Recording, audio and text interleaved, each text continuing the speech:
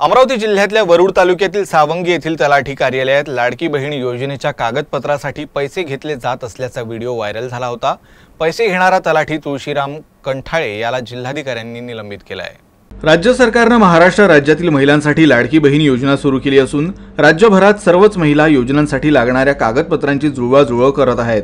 मात्र अमरावती जिल्ह्यातील वरुड तालुक्यात सावंगी गावातील तलाठी तुळशीराम कंठाळे हे आणि त्यांच्या कार्यालयातील कर्मचारी प्रत्येक लाभार्थी महिलाकडून 50 रुपये घेत असल्याचा व्हिडिओ व्हायरल झाला।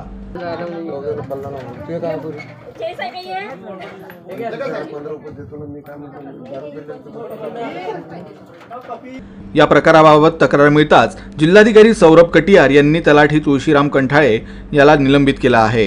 साहेबांनी सुद्धा याची दखल घेतलेली आहे आणि ह्यासाठी त्या तलाठीला सस्पेंड करण्यात येत आहे और त्याच्यावर एफआयआर सुद्धा करण्यात येत आहे। काय नाव असेल डिटेल तुम्हाला मिळून जाईल आणि विशेष म्हणून त्याला सस्पेंड आणि त्याच्यावर एफआयआर सुद्धा केली जात आहे आणि सक्त सूचना दिली गेली आहे सगळे तहसीलदारांना, एसडीएम्सना आणि बाकी खालची यंत्रणांना की ही योजना साहेबांची महत्त्वाकांक्षी योजना आहे, शासनाची खूप महत्त्वाकांक्षी योजना आहे। याच्यात कुठलीही प्रकारची अडचण महिलांना होऊ नये याच्यासाठी सर्वांनी दक्षता घ्यायची आहे।